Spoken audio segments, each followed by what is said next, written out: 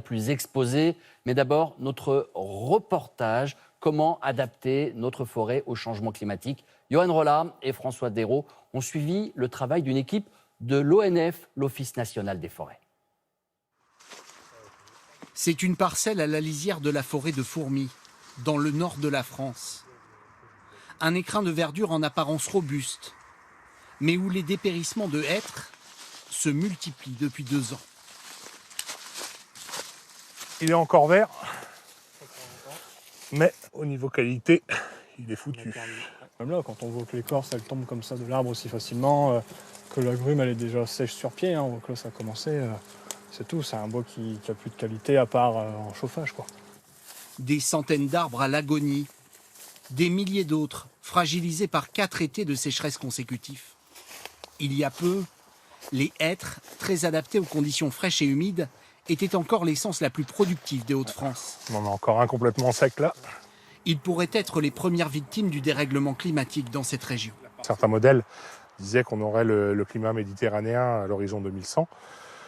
Là, on est en 2020, on n'a pas un climat méditerranéen non plus, il ne faut pas exagérer, mais on constate une forte baisse des précipitations, une augmentation des températures qui ont un impact fort sur des essences qu'on pensait un peu à l'abri jusqu'à présent, comme le hêtre. Ça fait vraiment mal au cœur, ça interpelle et ça nous pose question, oui, évidemment.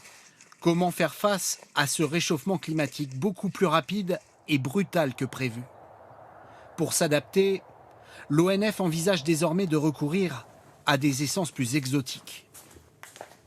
Dans cette pépinière de recherche en Loire-Atlantique, plus de 60 variétés sont à l'étude. Des chênes méditerranéens, turcs ou bulgares, des séquoias de Californie ou d'autres arbres plus surprenants. On se retrouve sur les fameux eucalyptus en fait. Voilà, donc des semis qu'on va aussi installer dans nos forêts. Et il ne faut pas avoir de préjugés parce qu'il faudra bien trouver des essences pour remplacer celles éventuellement qu'on a aujourd'hui. S'ils arrivent à disparaître, il faut anticiper. Ici, les chercheurs expérimentent également une autre méthode d'adaptation plus locale, la migration assistée.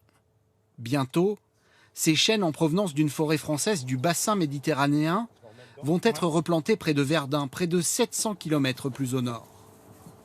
On force un petit peu la nature, donc voilà, on les déplace. Ce sont des chênes qui se sont, au fil du temps, adaptés au changement climatique. Donc on espère qu'à l'intérieur de leur patrimoine génétique, ils ont des gènes de tolérance à la sécheresse. Et une fois plantés sur Verdun après, peut-être qu'ils iront aussi polliniser les chênes qui sont présents et s'hybrider de façon à amener une petite tolérance à la sécheresse. L'adaptation de nos forêts, une nécessité encouragée par le plan de relance.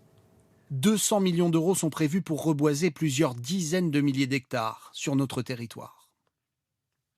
Voilà, ça c'est pour les solutions, mais quelles sont les forêts les plus exposées? Bonjour Nabila Tabouri. Bonjour Alors on l'a vu dans le reportage, les forêts des Hauts-de-France sont touchées, elles ne sont pas les seules dans notre pays. Non, elles ne sont pas les seules. On retrouve aussi celles du Grand Est et plus particulièrement les forêts des Ardennes et des Vosges ou encore celles de l'Allier en Auvergne-Rhône-Alpes. Habitués au froid et à l'humidité, les arbres sont confrontés depuis 2017 à des épisodes de sécheresse de plus en plus longs et des températures qui atteignent des records. Le problème, c'est que dans ces régions, on privilégie la monoculture, par exemple du sapin dans les Vosges ou du chêne dans l'ouest de la France.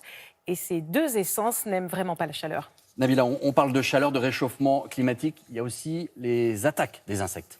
Oui, et à cause du réchauffement climatique, justement, les arbres sont affaiblis et subissent la prolifération des insectes tels que les scolites, ce sont des sortes de coléoptères, ou encore les chenilles processionnaires. Et plusieurs essences sont touchées, épicéas, hêtres ou encore châtaigniers. Est-ce que l'on sait combien d'hectares sont concernés dans notre pays ?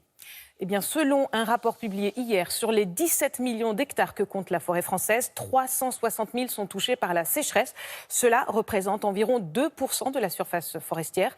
Dans ce rapport, une solution est avancée, planter un arbre par habitant pendant 30 ans pour redonner vie à